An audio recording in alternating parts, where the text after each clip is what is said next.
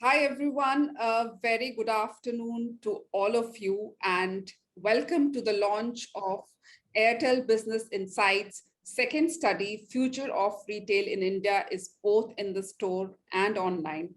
My name is Shipra Malhotra, and I'm the executive editor for special initiatives at ETCIO.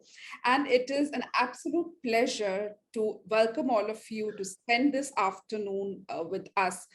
Thank you so much for joining in for the session. And I promise you that the insights you're going to be taking back with you after today's session are definitely going to add value to your business and technology strategy as retail leaders. Now, just to give you some context, in December 2020, Airtel launched its Customer Advisory Board, which is an executive advisory council with the intention of leveraging the collective insights of industry leaders. The purpose was clear. It was listening to the customers closely by engaging with them at regular intervals to discuss industry challenges, pain points, and then take the feedback and co-create products with them, which can in turn help the entire industry at large. Now, combining this collective intelligence from the key industry leaders with market intelligence, Airtel Business brings market insights to help organizations devise the right business strategy to help them navigate through the highly volatile and constantly changing market landscape that businesses today operate in. And this market intelligence is gathered through tracking and analyzing trends in the market, and the insights gained out of it are presented in the form of a study to help businesses at large. Now, after the successful launch of its first report around customer engagement redefined anytime, anywhere, Airtel Business Insights is today all set to launch its second report on the future of retail in India that tracks what the new reality of retail is and how retailers can align to this new reality. Now, the year 2020 indeed has been a turning point for all industries, but retail specifically was the most impacted, one of the most impacted industries, as customer behavior and interactions took a 360 degrees turn. Now, as retailers strive to find their bearings, in this environment, and they chart the strategy for revival, they will need to relook at the customer journeys and rethink their business strategy.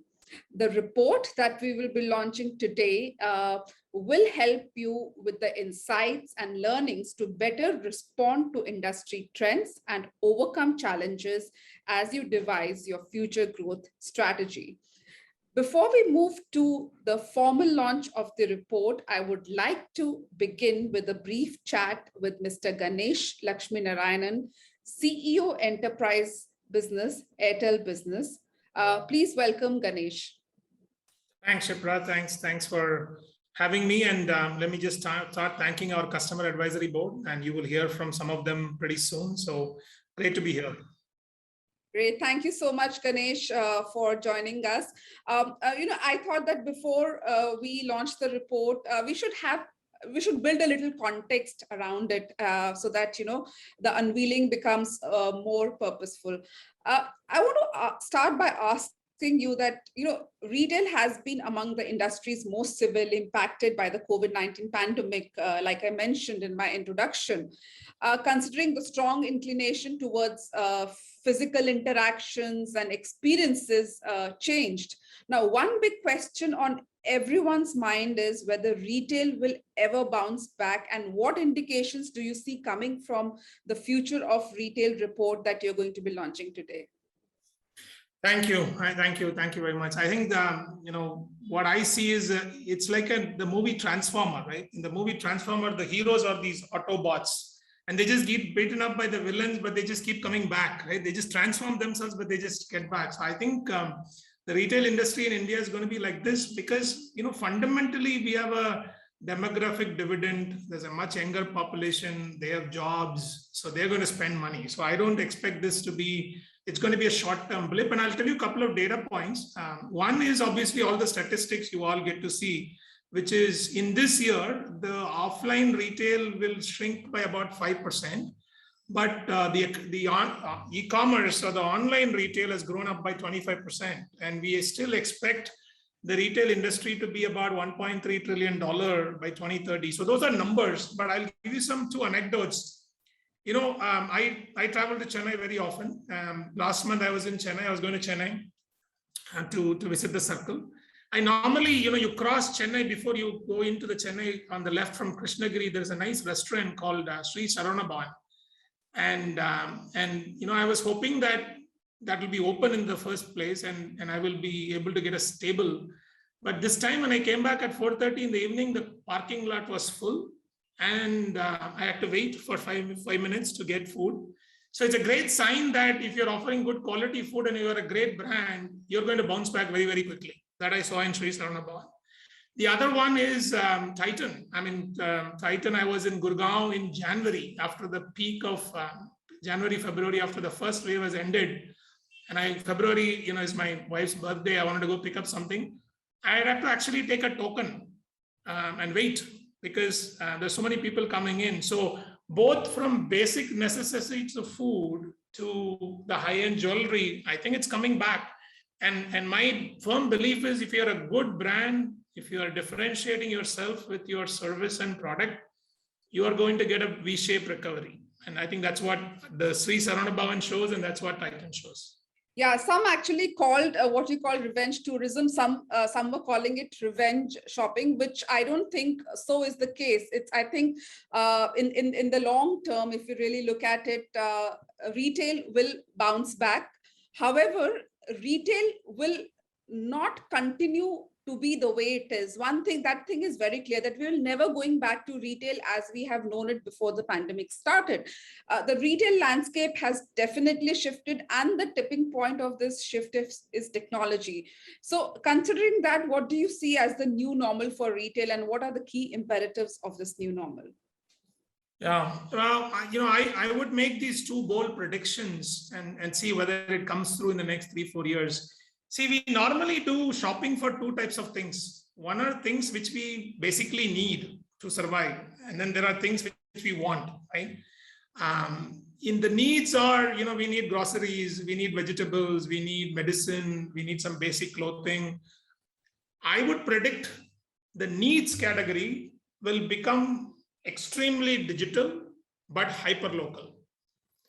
Nobody is going to wait 2 days, 3 days for groceries or vegetables. And no one will also want to step into a grocery store to buy groceries anymore. They would want to order from home, but delivered within 30 minutes. And it's been happening, right? In my own house case, I have not stepped into a grocery store in the last 1 year. There's a Kirana store inside our community. We send them over WhatsApp, they deliver it, we pay them digitally. We have not stepped inside to buy groceries in a year. But we get delivered within 30 days, right? My wife wants coconut in the morning, it gets delivered in 30 days. So, and nobody is buying medicines now to a medical store. You can see the online medicine shopping is going through the roof as well. So the first category, the needs category, will be online and hyperlocal. That's one bold prediction I would make. The wants category, like, in my case, that specific food I want to eat in that particular restaurant, or jewelry or TVs or high-end clothing or bicycling or scooters and cars, that will become phygital, but fully differentiated by high-end service and experience. I think those will be the important changes you would see in the future. So when you talk about high-end service and experience, that is going to become the differentiator, and that is going to come from technology. So, so technology will definitely play a critical role in the growth and revival of the sector. So how do you suggest that business and IT leaders in retail, they best optimize their technology initiatives and investments to drive the next wave of innovation and business disruption? Yeah, no, it's a long topic. I hope we should hear from others as well. I think I'll answer it in two parts. One, there is a front end of this experience, which is what normally people are investing money on, right? The delivery part of it, the online ordering part of it, the store experience part of it. But the service side, the back-end delivery side, the supply chain side is now not fully automated or digitized. what you see as a gap, and I'll bring this to life by an example. I was actually searching for a TV to buy, and I was on a website of a big brand, and they are my customers, so big brand. And I was just looking around for a high-end TV, and suddenly a message pops up and says, "Would you like me to do a demo?" I said, okay, but then I had to wait for 30 minutes. But there was a gentleman who came on a Zoom video, walked me through the TV as if I'm in front of a store. And it was a great experience, right? I bought the TV, placed order online. I would have never thought about buying a TV without actually seeing in person, but I actually did it because the shopping experience was really good. But when you go to the back end, I actually got a call from the installation team saying, I want to come for installation. The TV hasn't even arrived yet, right? So, the front end has been perfected, but that communication to the back end to make that experience differentiated and seamless wasn't there. And then I had to call after the TV came saying, would you like to now come and install the TV? And that experience didn't go as good as it should have. So you can see that, a lot of money is being spent on the front end, but there's not a whole lot has been done on it, stitching the whole solution end to end together. So it has to be seamless across the entire journey of the customer, backed by a strong backbone or foundation of technology at the back end as well as the front end. So before we wrap up, Ganesh, one last question. We keep saying the new normal, the new reality, and that businesses or retail organizations here specifically, they need to adjust to the new reality and reimagine their business strategy. And in this case, the strategy is phygital. So any checklists that they should tick in order to adjust to this new mindset? Yeah, I mean, we have experts on the panel who can tell you more. From my own experience, I ran Dell's e-business, and I was responsible for Dell's e-support as well. One important thing you would see CEOs consider is that they won't run a separate online business anymore. The separate online business has been a huge blocker for e-commerce growth because it actually separates the teams into two. It pits online versus offline. In the first mode, where there are so many needs, every small outlet you have will become a warehouse. You can see every online player trying to acquire an offline player, every store player trying to buy an online player. You can see that happening, which means anybody who has thought of this as two separate businesses, they need to change very, very quickly. It has to be one business where offline helps online, online helps offline. That should be the model. So even that TV shopping experience, I shouldn't have waited for 30 minutes if that request was sent to the nearest store and the store person can actually come on the video and explain. That didn't happen. It still went to a central queue and I had to wait for 1 hour. That would have been a loss. So the first thing I would see CEOs do, and I think that most of them are already doing it, is that there won't be two separate businesses. On the operations side, it has to go through a major overhaul, right? If you are in the needs category, you have to basically change your supply chain where you can deliver in 30 minutes, which is actually going to be a big change. And if you are in the wants category where you have to completely overhaul that experience, you have to think through each part of that experience to see how we can bring it to life. And I'll give you some simple example. I was in a high-end jewelry showroom in Chennai. I have to buy something for my wife. And I'm a good husband. I don't buy anything without checking with my wife. And I'm also colorblind. So I can't, really see green from red. So my wife has a rule that before you buy anything, you have to show it to me. And I was trying to show it to her. And there is no easy way to show from the shop. The simple Wi-Fi has not been invested properly. So I can't show the video. And my wife is saying, why can't you ask that person to put on the saree and show me? I'm not even able to send you a photo. How am I going to send you a video, right?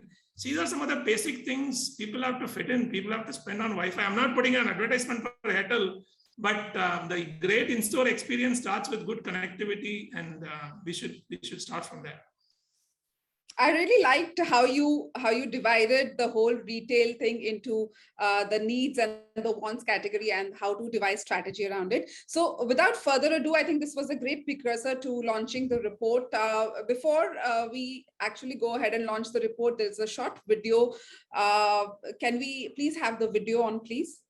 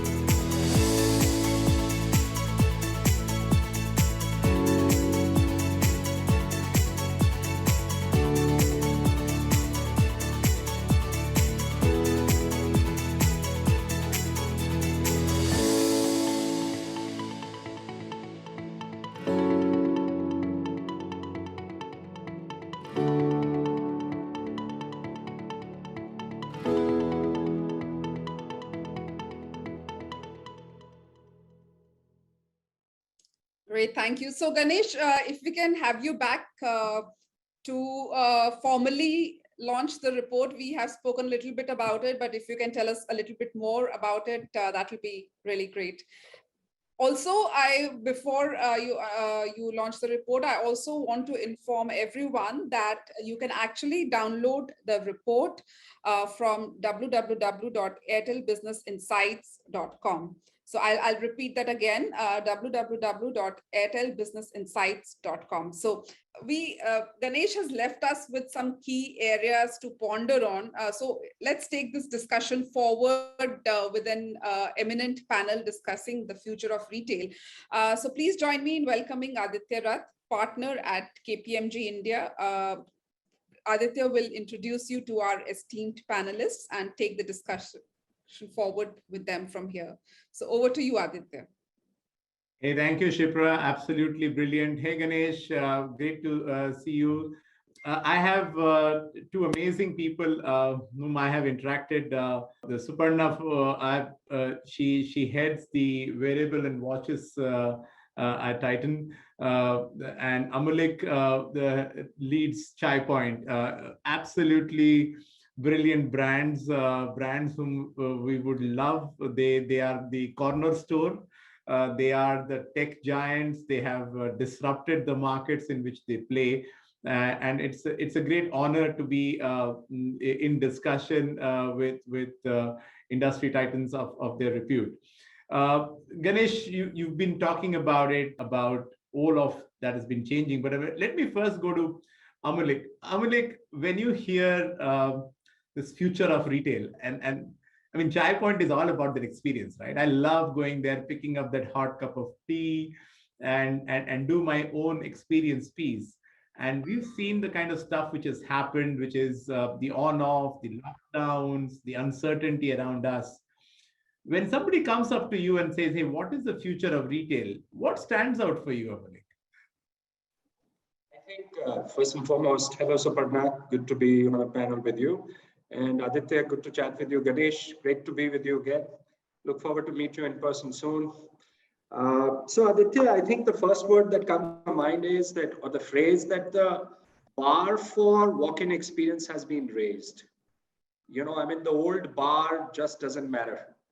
Now, what's the new bar? The precise definition will have industry context, and I think I may not be able to fully cover it, but it's definitely a mix of design, digital experience, and even more important, the in-person experience. You know, so it's a meld of all these three. I think, Ganesh, you put it very nicely that the needs category is going to go digital and hyper-local.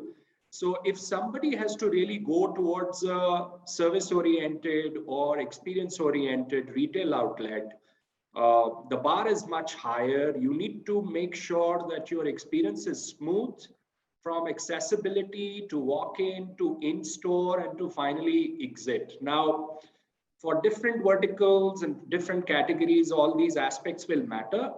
For us at Chai Point, it means essentially a very customized offering around the beverages. It means an ability to sensorially, which means lighting, aroma, sound, all of these delight the customer in a way which frankly we as a brand didn't focus as much before. It also means that the customer gets educated about the brand a lot, so that once the relationship goes on to the digital side, the customer is able to figure his or her way around the digital platform in a much more smoother fashion. Right? So those are some of the new things, but in summary, the bar has been raised for experience. I'll take a pause. Thanks. No, Amulik, it's absolutely opportune time, because given the fact that we've done very well in both the Paralympics as well as the main Olympics, the bar getting raised is the name of the season that we are in. Suparna, coming to you. We've all grown up with the brand Titan, right? We've all grown up with that. And when you sit at the head of the wearables and watches division, wearables itself was born in a digital era, right? And you've kind of really weathered the journey much more than in Amulik's category, because the indulgence of some of your products was on and off through the last 18 months. So where is the bar for Titan right now? I mean, having done most of what you would have done in the last 18 to 24 months, where are you raising the bar from your standpoint? Yeah, thanks, Aditya, for that.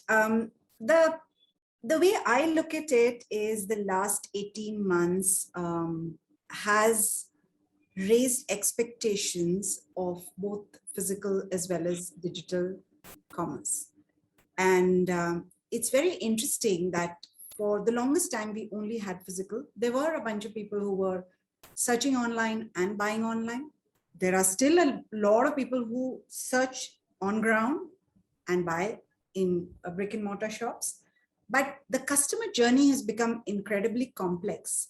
And the point at which organizations really need to focus on is how do I bring in consistency of brand experience across all these multiple touch points, both at the digital world as well as the physical world. Which means that if I'm a customer and I could be, for example, first searching online, then moving to a physical experience because maybe for a watch, I want to try it on, I want to see, touch, feel. And then maybe I go back online and search for the best price. That's what a lot of people do. That's one type of customer journey. Another type of customer journey could actually be, I start physical. I am in a physical, say, a shopping high street. And I'm not really thinking of watches, but I see a window glazing or something. And I walk into the store and I'm looking at the watch, but I'm not fully convinced. I need to do my research. So I go online and then I buy. Now, the online could very well be in the store. And I think companies that are able to deliver the same consistent and not just consistent, but elevating brand and customer experience across all these touch points and these myriad journeys that are possible are the ones that will really make it. So let me give you an example of, in this particular thing where somebody is, is basically somebody who's very comfortable online and doing a lot of online search. One of the things that happens when you do a lot of, and maybe a lot of us are doing 24/7 online shopping, you think of things like ratings and reviews. Do you buy anything online without checking ratings and reviews? No.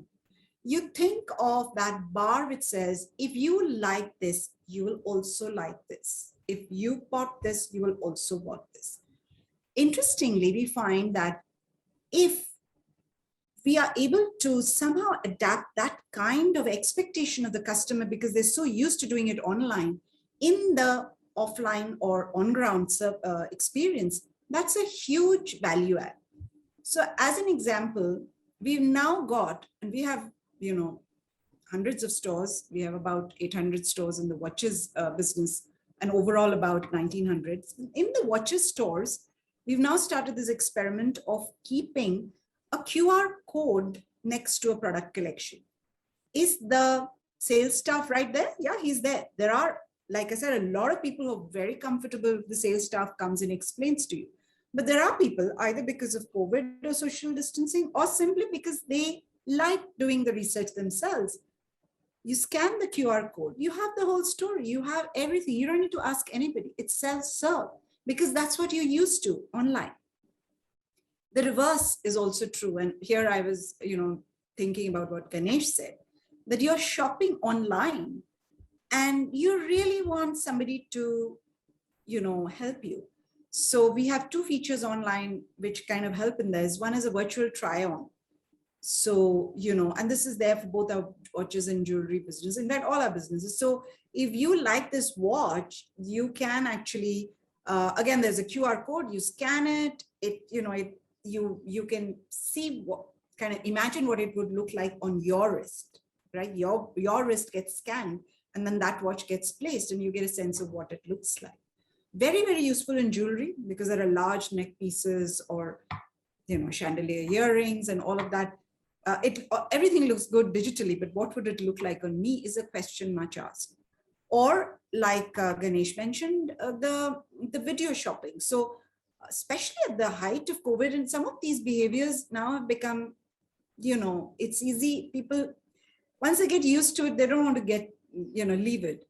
Is that I want to do the basic search process online. So there is something called a video shopping. You actually ask for video shopping on the e-commerce screen, and somebody actually helps you. And in Tanishq, we actually have these little boxes where the product is kept so that there is no disturbance of any kind. And the light is really good. So you can go very close to the details of the jewelry. And the RSO, as we call this, the staff, is actually, the store staff will actually explain to you what it is. So it's not just a digital experience. It's a very significantly enhanced digital experience, significantly enhanced by a human being who is really knowledgeable and who cares, who's talking to you about it. So this point about how people have changed, people have the expectations of a physical experience in the digital world, like try on. And interestingly, people now have expectations of the digital world into the physical world, which means that I should be able to find out everything about your product without my having to ask a single person. So this is really the interesting intersection that is really developing. And this is where a lot of real use of technology to significantly enhance and enrich the customer experience. I think this is where the next bar is. No, absolutely, Suparna. Very well explained. Lovely examples. I've walked into some of those stores and I absolutely relate to that. Ganesh, you've heard two very interesting perspectives, but they both point to this directionally to the same place. It's about saying that the divide itself is more or less as an afterthought, because the customer does not really believe there is a divide. The journeys can be as complicated as Amulik and Suparna mentioned. The experiences have gone up. Airtel runs a magnificent customer advisory board where you curate these kinds of, you co-create along with for the larger good. Ganesh, where do you see the pivotal point hitting us? Have we gone through the point of no return, saying that this is going to accentuate, this is going to get much more complicated journeys? Or do you think that it is a temporarily permanent phenomena? And I don't want to put it binary in that sense, but I'm saying that maybe it's another 18, 24 months and we might just come back. But where do you see that big shift which is happening right now from the standpoint of where you're looking at things? I think the consumer behavior is changed. There is no going back. I think it has changed for the good. I don't think anybody is going to shop the way we shop, even after all the restrictions are lifted. I don't think that's going to be the case. I think it's important for people to recognize how much differentiated experience they need to deliver based on the category they are in and based on the customers they are serving, right? So I'll give you a couple of examples. If you are, in the place of delivering the needs category, medicines, vegetables, you want to make sure that it is mass personalized in a way that you know what I'm buying every week. When I'm buying what, the payments, the way I like to make the payments, so that I am in and out, right? And people who are not investing in that, people who are not leveraging their various branch outlets, right? Whether it is huge supermarkets or even smaller retail chains, they need to figure out a way to invest in technologies where the stores become a warehouse. It's just not a shopping place. It also becomes a warehouse, right? And that change has happened, and people will only drive that change even harder and faster. And I see Kirana shops are adapting to it much faster than the bigger stores because they're thinking about legacy systems. They're thinking about budgets and all like that. But opposite to me, there is a medical store. That guy picks up in the morning, delivers medicine in the evening, and his business is doing really, really well. He's saying his business has grown up because of COVID. Everybody needs medicine. So, he's running out of medicines all the time. So he has actually created an endless aisle by doing simple things like pick up the order on WhatsApp, make me payment on WhatsApp, and I deliver it home. Fantastically done. He has got a new nice catchment area, about 10,000 odd people around his store, and he serves it, right? And he knows everything we need. He's also, giving us input on when the medicine is coming, and if the medicine is not available, he's bringing it up next week, next day. So I think that's going to be the change on the side. On the high-end side, whether you're buying watches or TVs or cars, there's going to be quite a bit of that shopping experience which is going to go digital. We still need a physical touch for the closure of the purchase, but that is going to be, for example, car showrooms. I know certain customers of ours who are on our advisory board, they're basically wiring up all their showrooms. They want to show the cars digitally without even going and parking and all that. If you want to do a test drive, you will go and do a test drive and then close it. But the initial shopping is all going digital. And that means, there's a whole lot of investments you need to make in that endpoints. The other thing I would say is people are beginning to think about this experience end to end. You can't have a great digital buying experience on a Shopee shipping and service experience, right? And again, that means that it is not just about wiring up the stores or putting up a nice light, but you got to think about how you're integrating between your supply chain, your logistics, and your service system. And most of them are franchised employees. When you take any of these white goods, TVs, washing machines, refrigerators, the people who actually come to install and service are not their employees, and they don't know anything about their experience in most of the cases. I think this is going to stay. This is going to stay, and we should better get ready for it. No, I think absolutely. I underscore that, and I absolutely underscore that view that this has reached this pivotal point where there is the point of no return. We've crossed. Unfortunate that it had to take a COVID for all of us to capture and grab. Amulik, if I have to come to the category that you specialize in, there are two parts to it. One is I don't want the digital to be right up my face, right? I've just come in for a cup of tea. Right? If there was an ad where you've seen a guy go into a coffee shop or a tea shop and you ask me 6 questions, I just need a goddamn tea. Chai de do bhai. That's all I need, right? At the same time, you do have the millennial or the customer who is hyper into this digital. They have ordered it on the app. They've done that. They want that connectivity, and by the time they want to walk into their till, their tea should be ready. So they want to spend minimum time for an experience which you have created. Amulik, in your category, how do you balance this hunger for digital transformation? How do you tell yourself as a leader that where do you draw this line? How much is too much, and how less is actually too less, because then you're falling off the curve? And how do you go about delivering something like that to millions of customers, because your category is very different than some of the other categories we are giving as examples? I mean, our approach is a problem-solving oriented one. And we try to make sure that we are aligned as a team on the operating principles, and then we go about, figuring the how, which is operating framework sort of in our parlance. So what do I mean by that? See, ultimately, I believe that the customer is looking for a smooth, better put, low friction transaction, right? Especially in retail, right? That's point number one. Point number two, customer is also now oriented towards a higher level of personalization or customization. People in a category like ours, which is tea, coffee, and food, people are increasingly particular about what they want to intake. They have sweetener preferences, they have dietary preferences, they have taste preferences. So, and then, as I said, the friction aspect is not only about going to the store or being inside the store, it's also about reaching the store, right? So when we look at it, there are some problems which are in the physical domain. So if I take the example of a retail store, our effort is that if we are building a high street store, we are less bothered about number of stores, but we are more bothered about the ease of transaction on the outside part of the store. Is it a corner store? We would love that. Does it have parking? How do you get inside? all of that. Once you're inside, what part of customization can be done digitally so that your interaction with the personnel or the partner there from our side, we call our staff partners, a blatant pickup from Starbucks 10 years ago.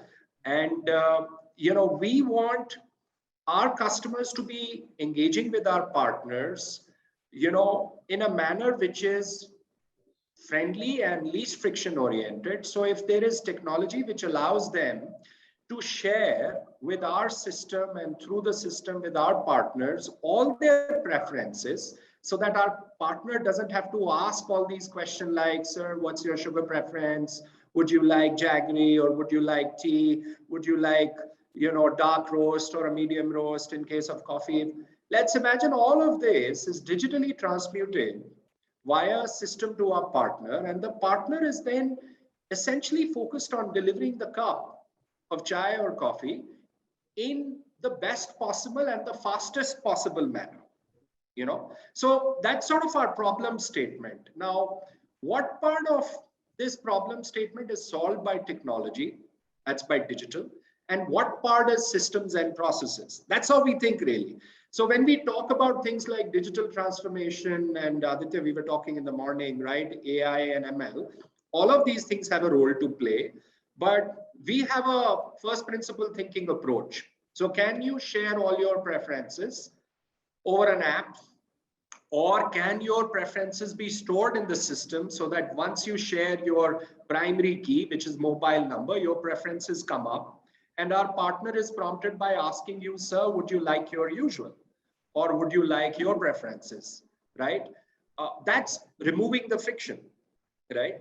If somebody is stepping into our stores, and all our stores have digital screens, and just to allude to the power of digital, and because there is a school of thought that the menus, if they are paper oriented, they are smoother and easier on the eyes. They kind of give a more relaxed outlook, which is a case in hand. But our call here was that if we are changing the menu to be making it contextual to the time of the day, so that it's displaying items which are more relevant at a 12 p.m. hour or a 6 p.m. hour, we are removing friction, right? And if we are removing friction and making it easier for the user to make the transaction, we are solving a problem.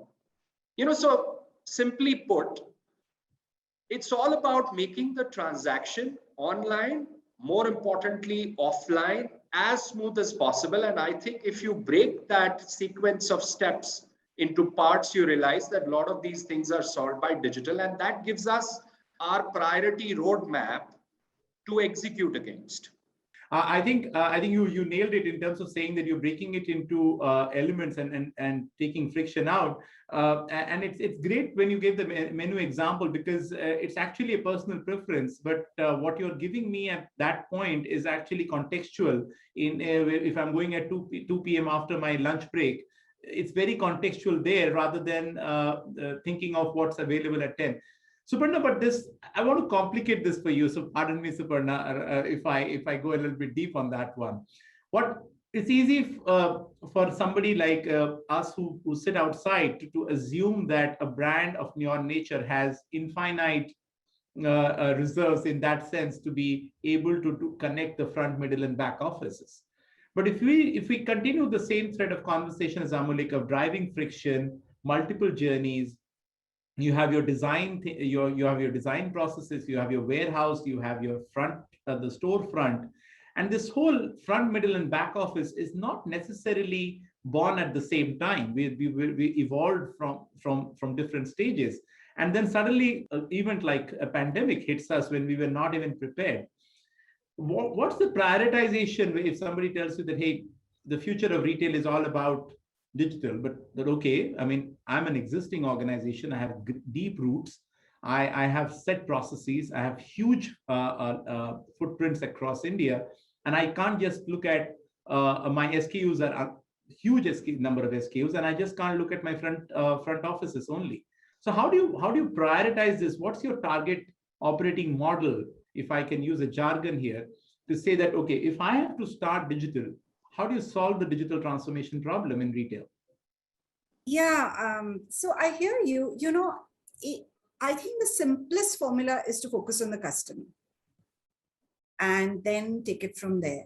So we were actually lucky. Our in Titan, the digital transformation journey had already started. And when COVID hit in 2020, about I think about 20 to 30% of our stores were omni-enabled, right? And it took we would have taken our own sweet time in doing it. It of course took the pandemic, and then by August 2020, we were 100% omni-enabled.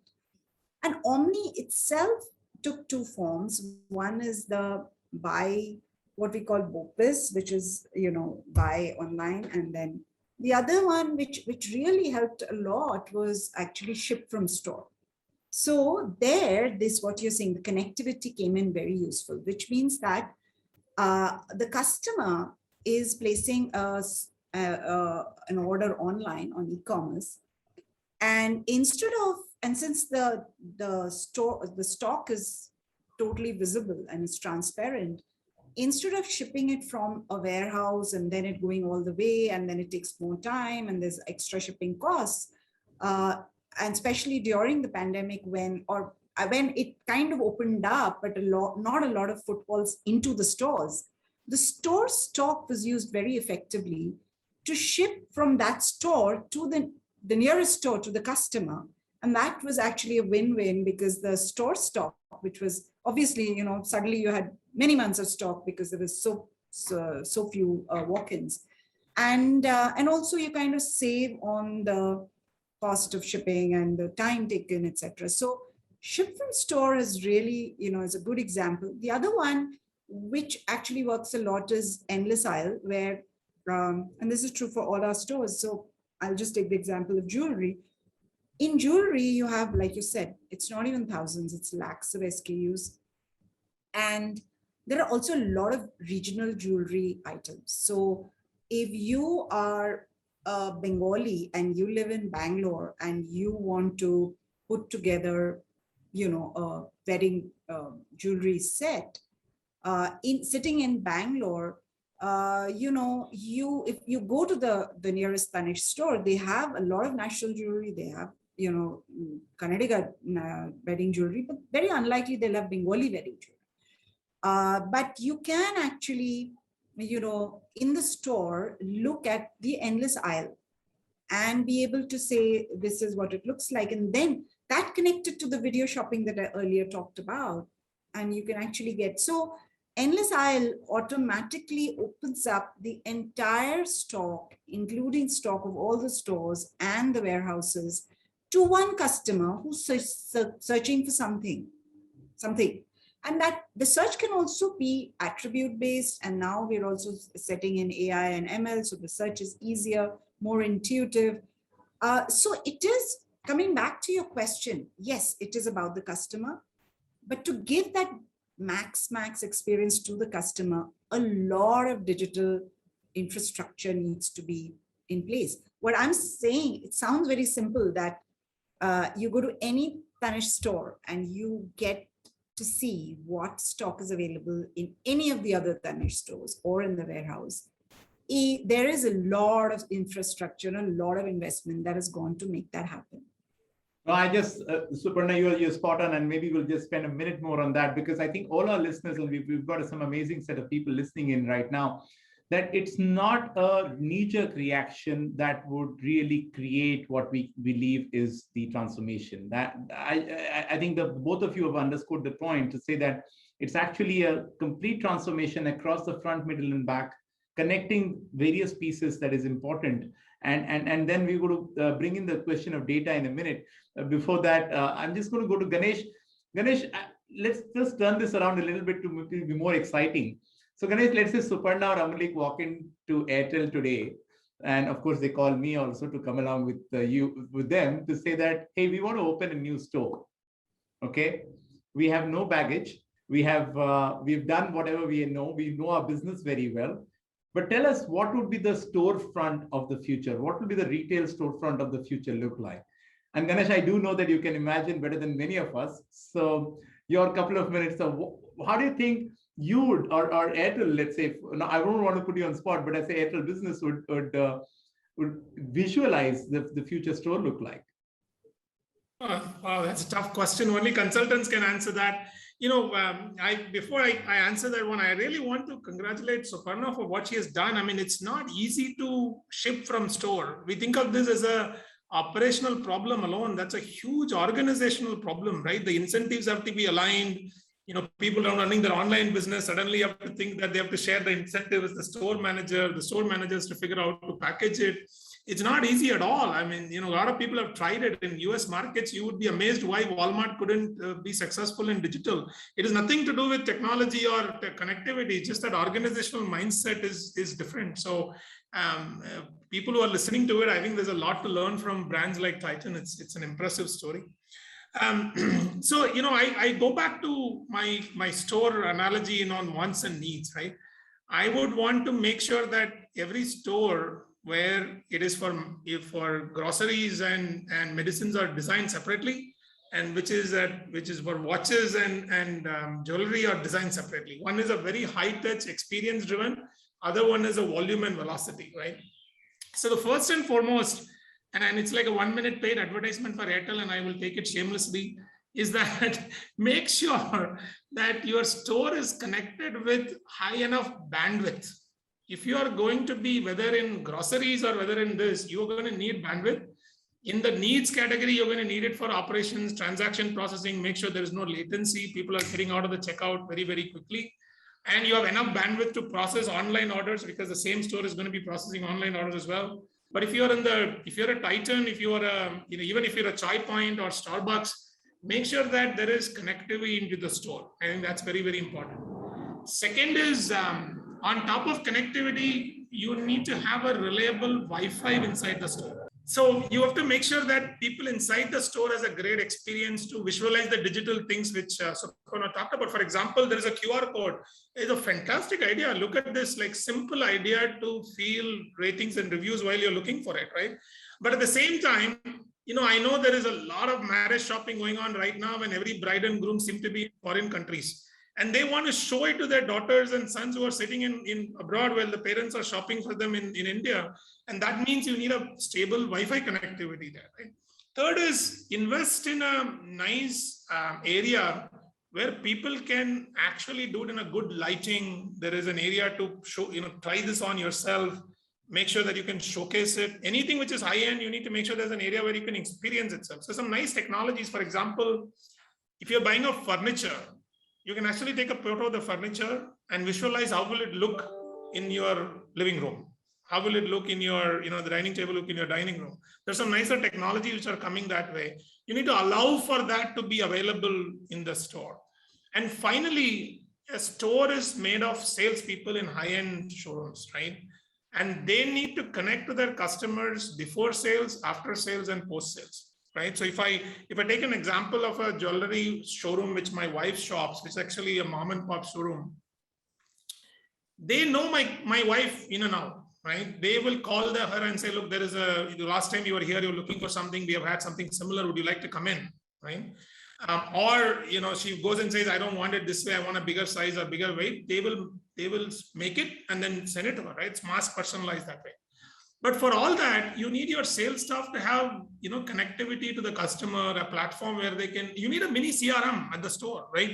We really don't have that mini CRM yet enabled inside the store. We think Salesforce is a CRM, but that's not the CRM the store people could use. They need something smaller in that one. So I could almost design a high-end store with all of this, and I can sell a lot of Airtel, but looks like. So that, Ganesh, that's exactly the reason I gave it to you, because my job is always at thread with people, clients like you. So absolutely. So you did an excellent job. But Suparna, let me put the spot back on you. The question answers are actually bursting out of the seam. So what we're going to do is that we're going to go to them in a minute. So requesting everybody to use the QA box to put in there. Shipra is just going to curate them, and we'll go to her in a minute or two. Suparna, coming to you, and I'm going to put you on spot. You've got so many of us listening to you. What are the, let's say, 2 things that you want the future of retail to be thought through or done? And what are the 2 things that you don't want us to think or not done? Very specific. 2 things that you want us to think, do it, and 2 things you believe we should not waste our time, energy, money, because that's not the future. I don't know whether it's about you. I'm just, okay, let me put it this way. If I were to dream of a effortless and seamless customer experience, which combines the kind of intuitive CRM of say a family jeweler and a technology that enables us to do this at scale with large numbers of stores for businesses. Imagine I'm a customer, okay? And I'll take the example of a jewelry store. I walk into the jewelry store. So this is a bit of, I don't know whether it's science fiction, all of it is possible, but I don't know if all of this has been put together in one, lighthouse store kind of thing. I walk in, and of course I need to be, there are privacy issues. So I assume that right at the beginning, before I walk in, I'm like, okay, I'm okay, and there is a scanner of, say, my face that immediately identifies who I am, what my name is, what my last purchases are, when my birthday is, how old my kids are, whatever. And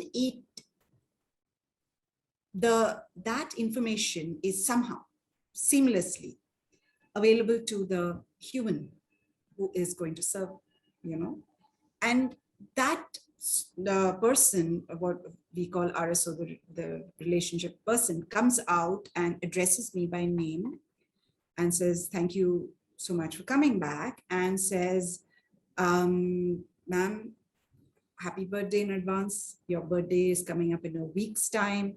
Last time you bought this diamond bangle, we have exact matching earrings. Have a look. And she shows it to me. And while she's doing it, she's also telling me how many points I have in my, in Circle, which is our loyalty. She's talking about the product, the features. She's also, I get coffee. And so there are some parts of the experience, like Amulya had said right at the beginning, which are multisensorial. It's a lovely, good to see, good to smell, good to hear, good to taste, maybe the coffee and that experience I'm going through.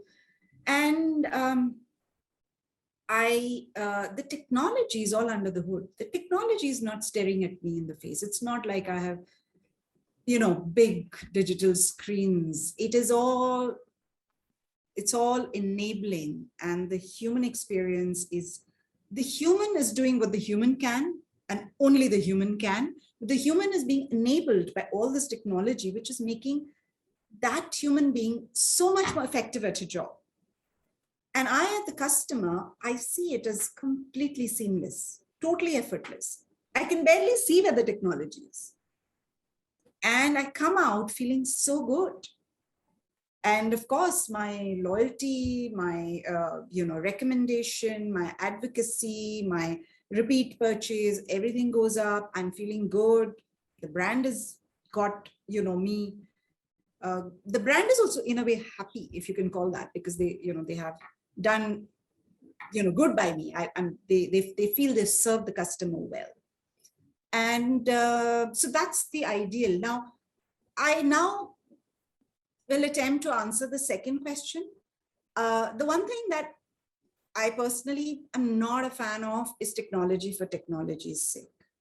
If I don't see how it's going to help me, the customer, I don't really care that you think you're, technology leader and you have put in so much money. Like, yeah, sure, you want to put lots of things. Yeah, I'm not taking it back. What I'm taking back is the product I'm taking back, and what I take back is the experience and the memory of that beautiful experience. So that is how I would put it in terms Perfect.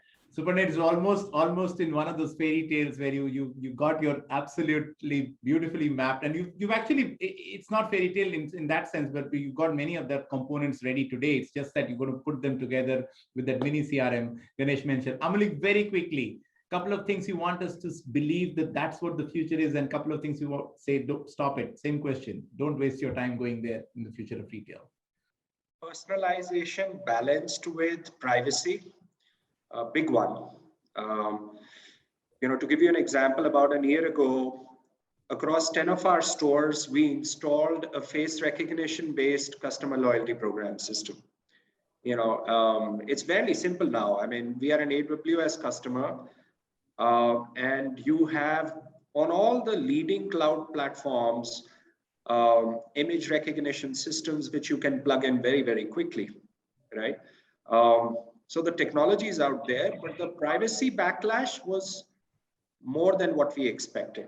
So we kind of dialed the tone on that one, but we're going to come back. So our learning was that privacy is an important one. I think that's something that what needs to be mindful of.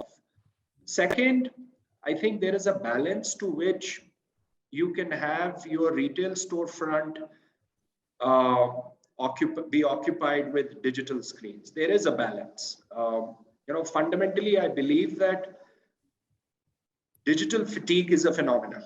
I mean, too much of time on screens, at home, on Zoom calls, and so on and so forth. When people want to go out, it's not just revenge entertainment, revenge dining, and revenge shopping. It's also a sort of space out, a time out from the screen world to the physical world, which even physiologically is easier on your body. I mean, your eyes, your, the aroma, all the sensorial elements, right? So I think there is that balance. You can do a whole lot with digital, but you need to balance it with the ethos of the place that you are creating. I think when you are ultimately having a cup of chai in a relaxed setting, you want to be in a world which is nice, warm, comfortable. So that balance is also critical. Third, and I just want to caveat that all these things are not simple. I mean, I'm saying these things with a lot of confidence. I can assure you, we have a very, very long way to go as a brand in implementing all of these things. We are a new brand entity. I mean, yes, we've been around for 8-9 years, but trust me, these are the things that we have started discovering and implementing right now. So I don't want to underscore, I would like to underscore the complexity of implementing all of these things in the right balance. There is a operational element to it. There is a cultural element to it. And sometimes senior decision makers can take calls which later on don't get the right kind of traction because there are a lot of cultural nuances or operational nuances that are missed. So maybe these 3 points for everybody to Perfect. Perfect. So Shipra, I'm going to get you in. I see lots of questions out there. So Shipra, over to you. And let's see if you can get as many questions answered in the remaining time. Thank you, Aditya, and thank you to all the panelists. It was actually quite an exhilarating discussion, and also going by the number of questions we are receiving, I'm sure it was very insightful for them. So let me see as many questions as we can take. So the first question is that how would most D2C brands survive the need to put huge capital in technology to have better customer experience? So I will leave you to decide if anyone in particular wants to take up each question. Suparna, you might want to take that direct to consumer. You guys are direct to consumer in that sense. I know, but we are not D2C the way the question is D2C, which is mostly born digital D2C. Honestly, I have no idea. Okay. I suppose it takes a lot of investment, but I also feel that a lot of D2C and a lot of them, they start as startups and then they gain traction, and then they start getting the both the business traction as well as the funding. I suppose, if I understand the question right, to really scale up and be successful in it as a D2C brand, there is no going away from investment in technology. You have to invest in the technology. I can also add to it. Our foray into packaged product D2C is about a year old. We have been a D2C brand if you consider the fact that we've been delivering. We are the largest hot beverage delivery chain, out of stores. So our delivery business is fairly significant, and we've been going to households in the last 1.5 years. It's fundamentally been households. I think the software infrastructure cost is not very high. You get platforms which are pre-built, and you can go live very, very quickly. The important thing to appreciate here is the operational cost. the supply chain cost, the warehousing cost. So we are live on e-commerce platforms, and we are live on our own shop.chaipan.com, which is a D2C platform. The cost element there is around the logistics and the warehousing and the planning. The software infrastructure cost is actually quite low. And then depending upon how fast you want to scale the business, it's the customer acquisition cost, the digital marketing customer acquisition cost that you're willing to put onto the table based on your aspiration, your budget, and so on. Net, the software infrastructure cost is actually very low around this. It's more operational cost that is of significance. So perhaps, Suparna, you can take this next question, which says, how would marketplaces still provide value to customers as they cater to various categories in comparison to D2C brands or websites which cater to specific products? And marketplaces are huge to begin with, and that's the thing, right? They're not vertical, they're huge horizontals, and millions of consumers, and it is. It's a bit like what Ganesh was saying. There will be some wants and some needs for a lot of basic products. Marketplaces would be, the place to go. If you want a very specialized product or specialized experience where there is some category expertise or something very nuanced, where you think that, or a brand experience where you think that there is a need for going to a vertical or a D2C, that's where you will go. I think it's an innovation challenge for both marketplaces, of course, like I said, because they're huge. They have huge advantages of logistics, inventory, even things like customer acquisition. All of that is kind of taken care of, especially if they're scaled up. D2C brands will still need to spend and focus on customer acquisition and getting their customer value proposition right. But honestly, there is not just place, there is need for both. There is need for both types. Okay, great, thanks. So we spoke about ship from store during the conversation, the discussion. So the question is that ship from store can also be used to generate demand from store for SKUs which are not there in the warehouse. So are retailers implementing this? Do you see that happening? You're saying that if a customer walks into a store and is looking for something which is not in the warehouse but is there in some other store, yeah, absolutely. So what happens is that in the ship from store, actually the customer is not aware where they are getting the delivery from. This use case that you're talking about is more about somebody going to a store, looking for something that is not in that store or probably not in the warehouse, but is then able to get it from another store because of the transparency of the stock situation.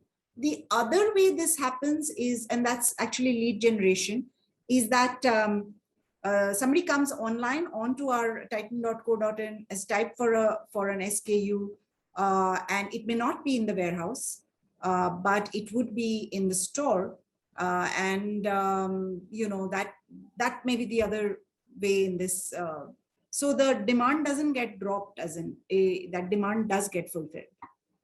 Let me add to that one. This outbound demand generation, right? In a traditional retail, it is only viewed as a big TV advertisements or digital advertisements and all that.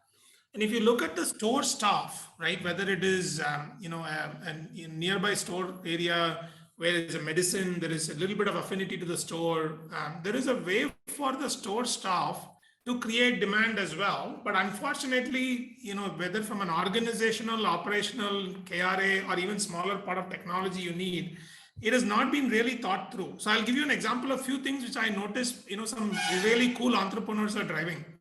So there is a dry cleaning shop in my area, right? And after the COVID, these guys, from the store call me every week saying, would you have anything to pick up, and we will come and pick it up from your store, right?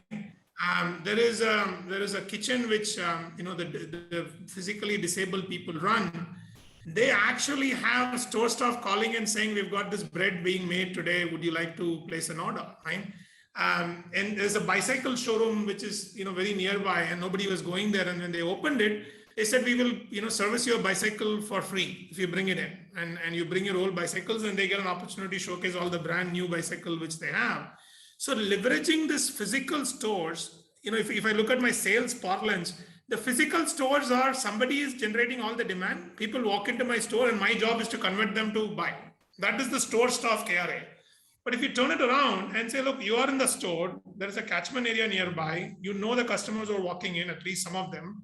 If I give you a simple CRM and outbound dialer, could you talk to the customer and talk about the new exciting thing you have the store today, whether it is new bread or a 20% off of the next week, or some new collection which has arrived? Can the store staff be incentivized to do the demand gen? The technology absolutely exists. Another plug for Airtel, we can do this like in a day. We can set up this outbound dialer in a day. We can track all these calls, audit them, close them, convert them, all that we could do. It's just an organizational need to make that demand gen part of the KRA for the store staff.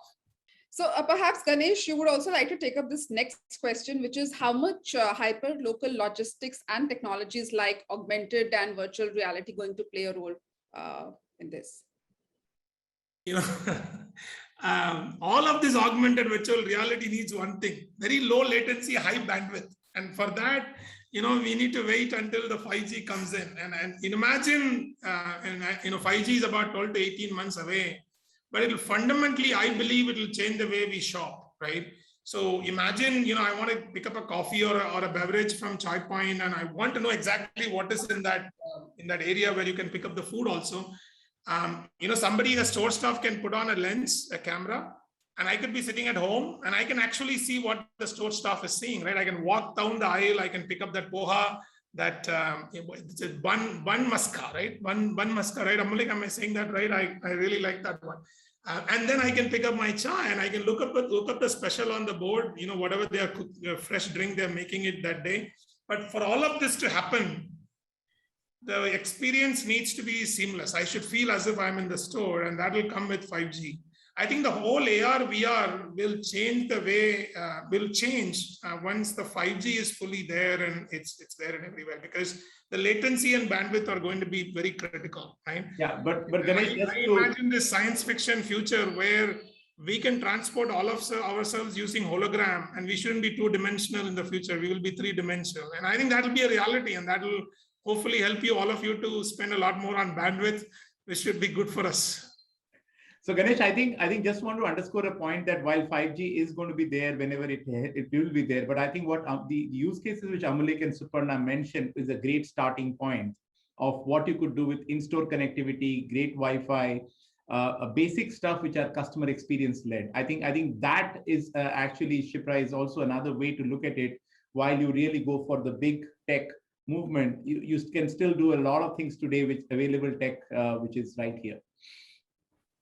Right. So maybe I think we can take one or two more questions. One question is saying that what Suparna mentions is omni-channel, but as Ganesh mentions, there is a lot of difference between physical experience and digital experience. So what is going to be the new normal? Is it omni-channel, hyper-local, brick and mortar stores to phygital or D2C? Maybe, want to know what will be that new normal for retail. I think fundamentally, there are three things that customers are going to be looking forward to: accessibility, convenience, and experience. Accessibility and convenience is going to be solved in a big way by digital, and therefore it's going to be key. And experience is going to have its place, if not in general grocery, let's say gourmet grocery. Even if I take that needs category element, there will be a space for, I'm logically saying, I may be wrong, but there will be a space for retail stores. So in our mindset, these are the three problems that the customers would look forward to, for retailers or businesses to solve. And the solution approach is going to be omni-channel. I don't see any other way you can merge or you can sort of meet all these problems in one single format. Right. Suparna, your take on that? So, I mean, you can give names to it. I would probably call it phygital because it is the best of the physical and the digital. And like was mentioned right at the beginning, there's no going back. Now, this is it. This is what it is. How do we actually leverage it? How do we maximize the potential? How do we keep the customer? How do we continue to give the customer a very seamless and a very consistent experience? I think these are the things that will go, going forward. Like I said, omni, you can call it omni, you can call it phygital, you can call it by any name. The fact is that physical retail is not going to be what it was. And digital alone, and there's something very interesting that I want to state here. See, we have so many of, people like companies like Titan that were born in a pre-digital era. And of course, they have the physical stores and we've put in a lot of effort and investment in doing the quote unquote digital transformation. What is so interesting is that D2C brands or born digital brands, they are all setting up offline stores. They're all setting up brick and mortar stores. Some of them are experience centers. Some of them are like commerce, like for transactions. And I think if I go back to what I said right at the beginning, as customers, we don't think of it as a divide. We think of it very seamlessly. So the physical guys are becoming digital, the digital guys are becoming physical. The reason is that it helps. We know of D2C brands, after they put up physical presence, their online sales go up. So it's not as if the online sale is going down because it's getting divided between the stores and the online. The offline presence is actually helping the online. Similarly, for more physically oriented brands and retailers, the online presence actually helps the offline stores.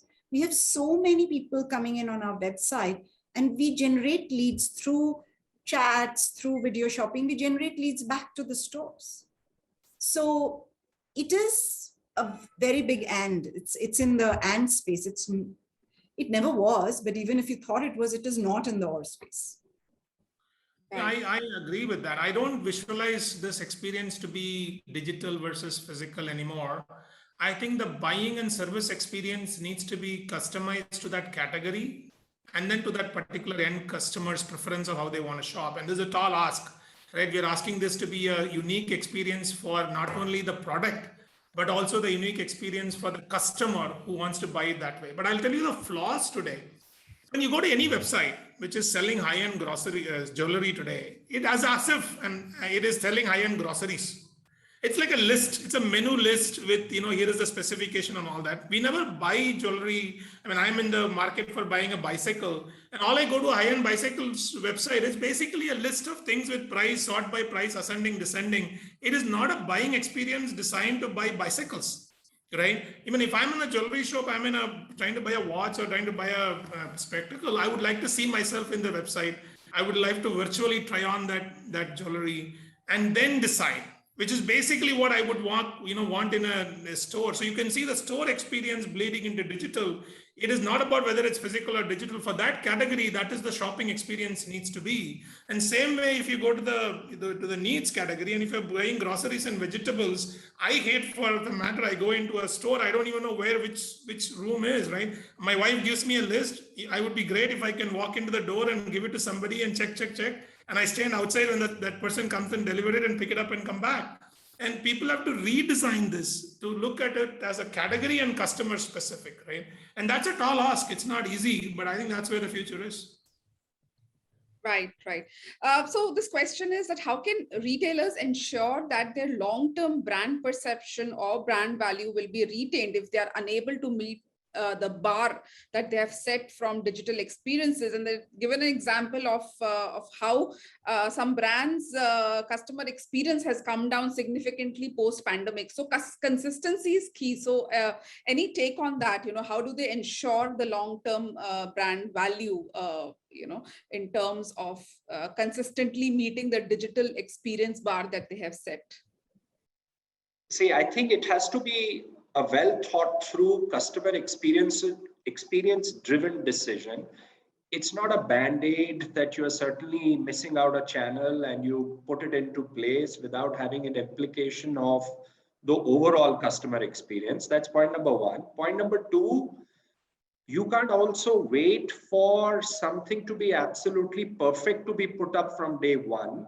You need to have an approach where you are iterating and improving, right? So it's a balance of both those things. You have to be fast, but you can't just do a step and not iterate and improve, because the customer experience learning journey on digital, number one, is a very different one from physical, and it keeps on changing. So with that mindset, again, I come back to the same thing for every company. It boils down to the kind of operational mindset, bandwidth, leadership prioritization that is there, and of course the resources available to do all of these things. And keeping in mind, you proceed. I mean, like any other thing, there is no quick one-stop solution which is going to get you to a perfect place. Absolutely. And I know we have over 50 questions. So, perhaps I can just take one last question and then wrap it there. I think this question is important because the person is asking, how can we better serve tech-averse customer segments such as old age people through digital retail technologies? Suparna, would you like to take that up? Why would you choose me for such most difficult question? No, I just thought. Oh, I'm just joking. In a jewelry store, you would be having a lot of old people also coming along with the young customer base. So from that perspective, if you have... The simple answer is, if they're coming into the store and they're averse to technology, don't serve them technology. Serve them the old-fashioned way. They will be very happy. That's why I thought, how do I answer this question? If a tech-averse person is trying to shop online, then maybe something like assisted commerce, where somebody is actually taking you through the different pages, is able to kind of helping you navigate, is probably something that I can think of. But if a tech-averse customer is there in a physical world, that is simple. Just do the best that you can in a physical. Yeah. Suparna, let me help you with this one. We get this question quite a bit. Excellent question, but please do understand that all our panelists have said that they would like the person in the store enabled with a tech which is very transparent, which in other words means that empathy would be at the very core of what the brand value reflects. Whether it's Amulik or Suparna, if you walk into any of their stores, their frontline is taught about empathizing with the situation of somebody who is differently abled or requires different attention. And there is no technology that is coming between that interaction. Post that, how do you make it easy, quick, and how responsive you become? That's where the brand's secret sauce is. So I think it's only appropriate that, and I think, Shipra, it's a great question to end this, but we could have gone on, Shipra. I was on the WhatsApp chat seeing the number of questions coming in. Actually, you can see, you can see exactly. the box. Yeah, it's 54. It says 54. Yeah, this is about 1/6. So every sixth person has asked a question. We will, I don't want to promise, but we will try to see as many questions we can answer on the social media platforms, or at least we could, because many questions are very similar sounding, if not similar. But great to have, Suparna. You, as always, you speak from your heart, and there is always a vision that you follow. Amulik, this was my first interaction with you, but a great fan of the brand, and it's beautiful to see how you have not given up the hope to still recognize me using AI. That's something that Suparna has been asking for us for some time. And Ganesh, the locality where you stay, and no pun intended, I think they have got some amazing use cases, given the fact that you've really marked them and taking those use cases to a very different level of conversation. So absolutely a pleasure. Back to you, Shipra, to wind up and take it from here. Thank you, Aditya. Thanks, Amulik, Suparna, and Ganesh. Definitely, we will try to get all these questions together in one place and see how many of them can be answered. But a great way to bring down the curtain on today's discussion.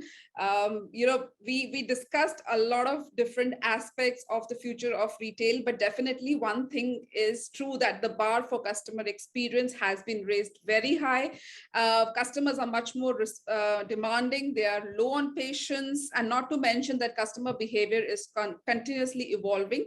So at a time when frictionless customer experience at speed and at scale is the big differentiator and edge over competition, retailers definitely need to look at the entire life cycle of the customer, integrating the entire back end and front end, from logistics, supply chain, customer support, and POS, everything into delivering a seamless experience. So thank you so much once again, and I hope you all had a great time and go back with some great insights. Thank you and have a great day. Thanks, Amulik, and thanks, Suparna. Great having you. And I also want to thank the rest of the Customer Advisory Board members who contributed to this report.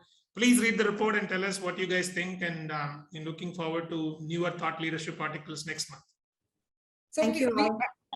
Thank you. Thank you. Thank you. Bye.